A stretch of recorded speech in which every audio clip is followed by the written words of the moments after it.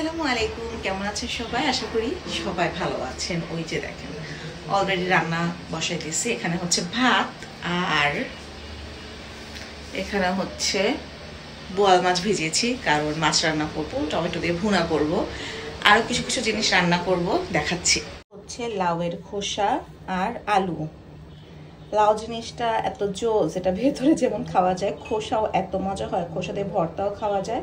আর আলু দিয়ে এভাবে যদি ভাজি করা হয় এটা এত মজা লাগে আমার কাছে। তো আজকে সেই খোসা দিয়ে ভাজি করব এইটা। আর হচ্ছে পটল, আমি হচ্ছে পটলের যে ভেতরের অংশটা প্লাস বিচি একদমই পছন্দ করি না, সো জাস্ট বাইরের অংশটা ভাজি করব। এখানে কেচে নেওয়া হয়েছে।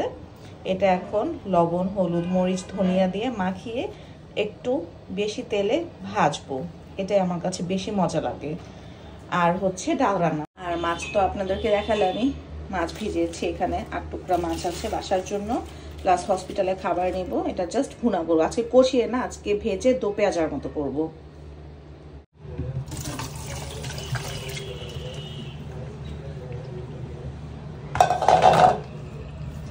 এই ভাজিটা করা একদমই সিম্পল অ্যান্ড ইজি। আপনাকে চুলায় একটি পাত্র বসিয়ে তার মধ্যে একটু তেল দিতে হবে এবং এর মধ্যে পেঁয়াজ কুচি করা, সাথে একটু কাঁচামরিচ ফালি দিয়ে দিতে হবে।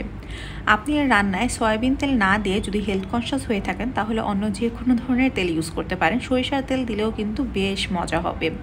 এবং এর মধ্যে কুচি করে রাখা যে লাউয়ের খোসা ছিল এবং আলু ভাজি ছিল সেটা দেওয়ার পরে জাস্ট আমি অল্প জালে ঢেকে দিব। এটার মধ্যে একটু লবণ ছাড়া আর কোনো কিছু ইউজ না করলেও কিন্তু হয়, বাট আমি একটু রঙটা সুন্দর করার জন্য লবণের পাশাপাশি হলুদও ইউজ করব। এ ধরনের ভাজিতে অনেকে মরিচ গুঁড়ো ইউজ করে, কিন্তু আমার কাছে মনে হয় মরিচ গুঁড়ো দিলে না এটার মধ্যে একটা তরকারি টেস্ট চলে আসে, আমার কাছে একদমই ভালো লাগে না, সো আমি এটা অ্যাভয়েড করি। কিন্তু চাইলে ধনিয়া গুঁড়ো অবশ্যই দেওয়া যেতে পারে। খেয়াল রাখবেন যাতে পেঁয়াজটা বেশি ভাজা না হয়ে যায়। যদি পেঁয়াজ বেশি ভাজা হয়ে যায় তাহলে কিন্তু এই ভাজির যে সুন্দর একটা কালার থাকে সেই কালারটা আসবে না। আমার যেহেতু হাতে অনেক সময় আছে, আমি একদম লো ফ্লেমে এটা বসিয়ে রাখবো, কারণ তারা থাকলে একটু জলদিও কিন্তু ভাজি করে দিতে পারেন।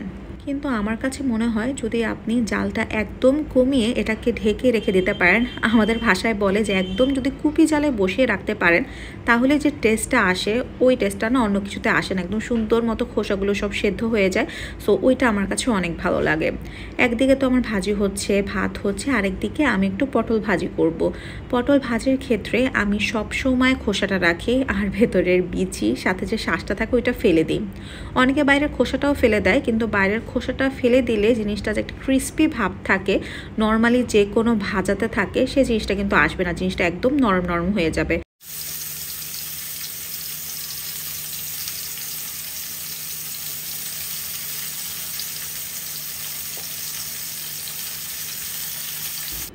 এখন 3 চুলাই বুকড, সো চুলার আর কোনো কাজ নেই। আমি হাতের কিছু কাজ সেরে নিচ্ছিলাম, লাইক আমার রসুন বাটা ফুরিয়ে গিয়েছিল। আমি ডিপে সবসময় আদা রসুন বাটা পর্যাপ্ত পরিমাণে রেখে দিই, এখান থেকে অল্প অল্প করে আমি ছোট বক্সে করে নর্মাল ফ্রিজে রেখে দিই। কারণ আমার শাশুড়ি বলেন যে ডিপ ফ্রিজে এগুলো রাখাই বেটার, বাট ডিপ ফ্রিজে যদি আমি রেখে দিই না তাহলে প্রতিদিন রান্নার সময় আবার পানিতে ভিজাও, এটা ডিফ্রস্টিং করো, খুব প্যারা হয়ে যায়। আর যেদিন দেখা যায় যে একটা ঝামেলা থাকে, ঝামেলা হতেই থাকে, লাইক তেলও শেষ হয়ে গেছে, সো এগুলি একদম বাড়তি কাজ। কিন্তু ঝামেলা তো এখনো শুরুই হয়নি, আস্তে আস্তে আরও অনেক ঝামেলা হবে।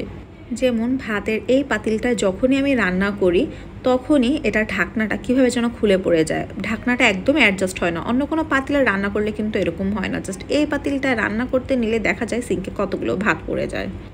এখন শুধু আর একটা রান্নাই বাকি, আর সেটা হচ্ছে বোয়াল মাছ। বোয়াল মাছ আমি ভালো মতো ধুয়ে নিয়েছিলাম লবণ আর হলুদ দিয়ে।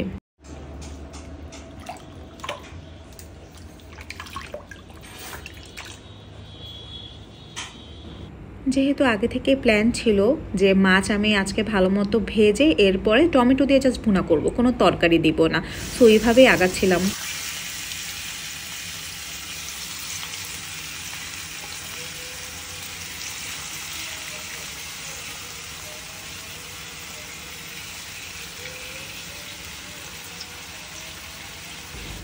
মোটামুটি রান্নাঘর গুছিয়ে এখন আমি আমার রুমে চলে এসেছিলাম বাকি কাজকর্ম করতে, এবং তখনই হয়ে গেল আসল ঝামেলা। রান্না করতেছি, এর মধ্যে পানি চলে গেছে, বালতিতে পানি নিয়ে নিয়ে কাজ করা কি যে প্যারা। এখানে মাছ ভাজতে দিয়ে দিয়েছি, বাকি সব রান্না শেষ আলহামদুলিল্লাহ।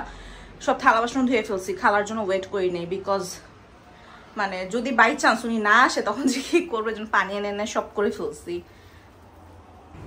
এজন্যই বলে সময় থাকতে সব কাজ করে ফেলা। যদি আজকে টাইম মতো সব কাজ না করতাম তাহলে যে কি প্যারা হয়ে যেত পানি টেনে টেনে কাজ করতে। এখন জাস্ট এই একটা রান্নাই বাকি, আদার্স আমি সব করে ফেলছি।